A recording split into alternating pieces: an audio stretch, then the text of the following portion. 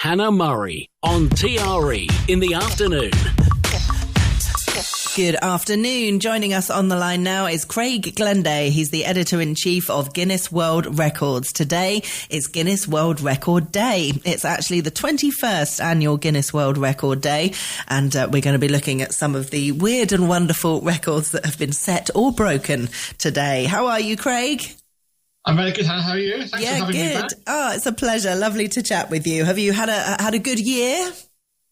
It's been an amazing year. I mean, I've been doing this now almost longer than we've had Guinness World Records Day, more than 21 years, and I'm still not bored. It's amazing how I can still come to work every day and find something I just couldn't believe or something I hadn't seen before. So for me, it's been a fantastic year. Oh, that's great to hear. And what is the kind of reason that you have these Guinness World Record Days? Why was that created? It was started, as you say, 21 years ago, because we were looking to celebrate the point at which we historically became the world's biggest selling book, well, at least copyright book, because we haven't outsold the Bible, but back then because we beat Dr. Spock's childcare books, if you remember the Spock books. Well, we surpassed him in November many years ago now, but and we just thought it's quite a nice thing to be able to celebrate, and we wanted to try and encourage as many people as possible around the world to sort of galvanize these people into having a go at attempting a record, because it's fun. It's quite a fun thing to do. It validates you if you've got an interesting hobby that perhaps no one else is going to monitor. So, like, if you're a big fan of the Space Hopper, for example, there's no competition that you can enter, really. There's no one validating Space Hoppers or people running marathons with milk bottles on their head. So we thought we want to encourage this, and we think it's a great thing to do. So we created Guinness World Records Day and saying, like, why don't you on this day just have a go at something? Just set yourself a little goal and see how you get on. And, we've seen hundreds of thousands of people over the years on this day commit themselves to trying something. Whether they succeed, that's another issue. But and it's still carrying on 21 years later. Brilliant. And you must be surprised, as you said at the start, every year, the kind of things that people come up with. I mean, some people are trying to break records constantly that have been set for many years, but other people are always coming up with their own ideas, things that have never been done before. Yeah, there was one from this Guinness World Records Day a couple of days ago in Japan, where I hadn't seen this done before, but some people have the ability to suck drinks cans onto their body. I'm glad you brought this one up, because I mentioned this earlier and I wondered what on earth it was. Well, I mean, some people have that. It's an amazing skill. Like, you can sometimes sort of twist a drinks can onto your face. I mean, I've tried it onto my face to see. I can get one or two to stick, but people can get them all over their bodies. And it's such an amazing thing to... Like, if you've never seen it before and you were to walk into a room and see someone, with covered in drinks cans. So we had someone manage to suction 25 different drinks cans onto their body. And it's a skill, isn't it? It's different. Yes, absolutely. So just to clarify, is this the bottom of the drinks can, the round bit that has like an inverted circle? Yeah, it has that sort of punt, I think. Is that the technical term? I think the punt. Okay. Which is there, I think, to stop the can imploding. So it has a structural function, but also it allows you to sort of twist the can onto your body. And I've seen people do it with bottles as well. You can actually do it with wine bottles. And I've seen someone who can stick a whole wine bottle on their face and pour the wine without touching it with hands. It's an incredible thing. And that's one of these things where I just had never seen that before. It's like, wow, I'm still learning new things every day in this job. And the fact that we can turn it into a record by, there has to be certain criteria met, but the fact that you can count the number of bottles or jars or cans means it qualifies in our idea of what a record is. So congratulations on doing that on Guinness World Records Day. Yeah, for sure. That wine bottle thing, I'm picturing myself trying it, but I'd know that if I do, I'd end up spilling the wine and breaking the bottle. So I don't think I will. I'd love to see it done, though. And there's also some great kind of gymnastics, aerobatic things that people do in China. The highest bicycle backflip. I mean, that looks seriously impressive. Yeah, I mean, almost 3 meters. And beating the previous record. So again, this is not stuff that we've just made up for the day. These are existing records that people have actually seen in the book and gone, wait a minute, I think I can do better than that. So in this case, Liu Haoran in China had seen the British record holder and said, right, I'm going to beat you. And okay, beat him by 10 centimetres, but that's enough. Yeah. And in that case, they were using a lot of technology and using analysing videos and the biomechanics of it to try and establish how do you get the margin that makes you the best in the world. So people take it very, very seriously, even though it might sound flippant. I remember once I was in Barcelona and I heard that Ashrita Furman was in town. Ashrita at the time had the record for having the most records, and he was at the Olympic track practicing for the record. And I went to meet him, and the record was the fastest time to push an orange 1 mile with your nose.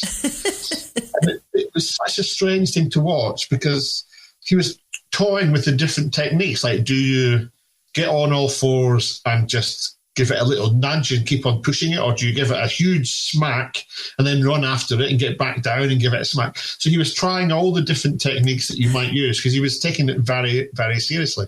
And even to the point of he researched the largest area of marble he could find, which was actually in JFK Airport. So he hired a stretch of the airport in order to do the record attempt. Wow. So these are people who are taking it very, very seriously. Yeah, absolutely. That's amazing. Another one from this year, the most standing backwards somersaults in 30 seconds. This was done by a woman. Oh, yes. So, yeah, we're really excited, actually, this year. We've agreed, we've just signed the lease on a venue in the O2 in London.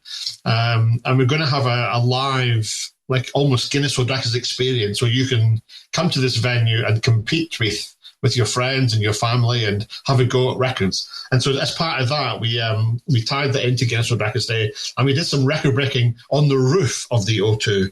I didn't go up there. I let my colleague go up instead of me. It was very windy, apparently.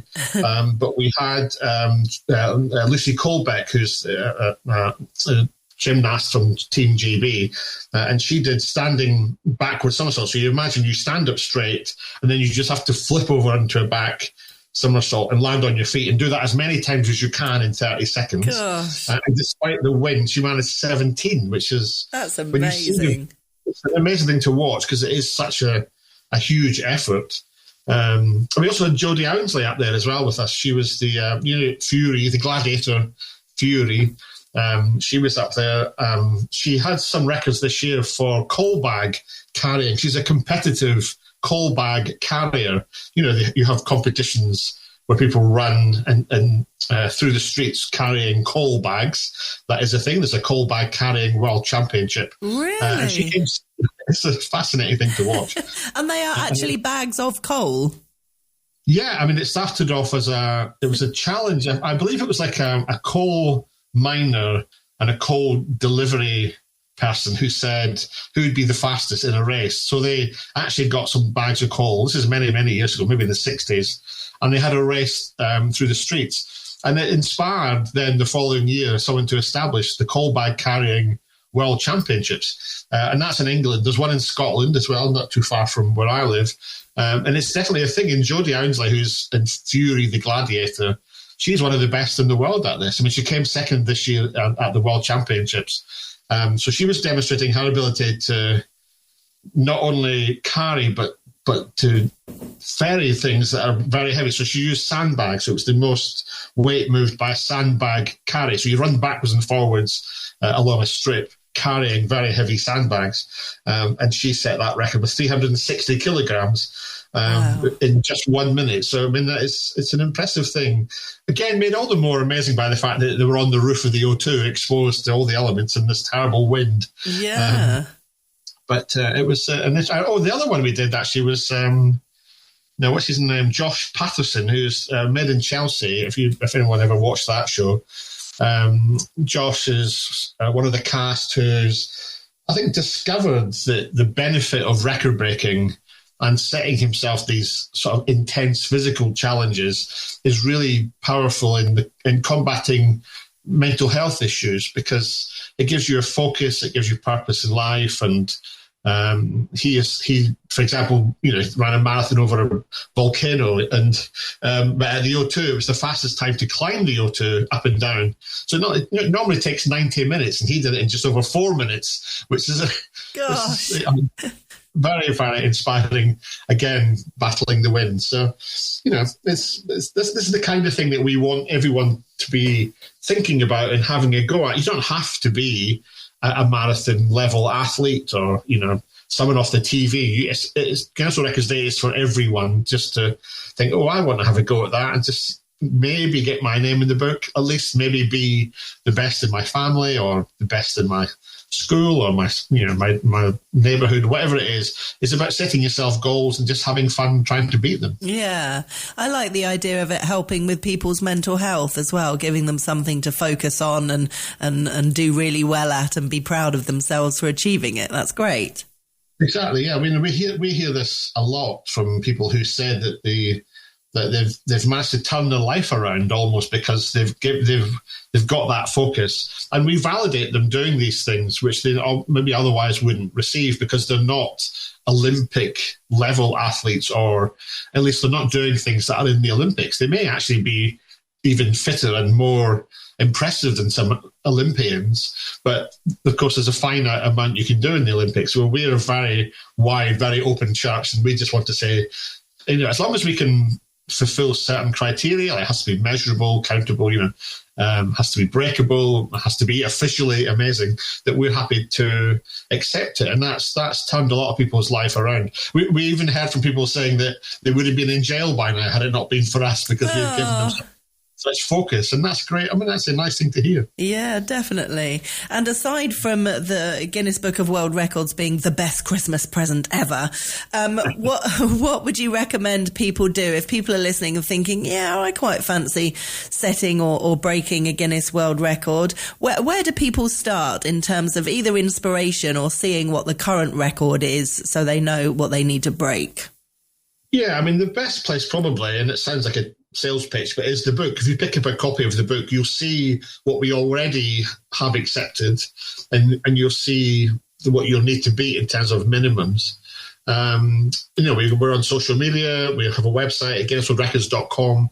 We're on every social media platform as GWR or Guinness World Records. And you'll find something. We really believe that everyone has a record in them. They just need to find it.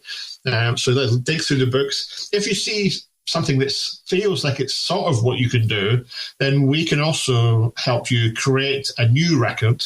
So if you've got an idea that's not in the book, like, so at some point someone came to us and said, I can stick soda cans to my skin.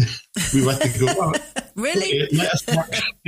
Let us try. We try all these things in the office. We road test them, and if we like the idea, we'll write guidelines and rules for you to attempt and send you these and say, right. But the key is that you tell us before you do the record, because we need to make sure you have the rules.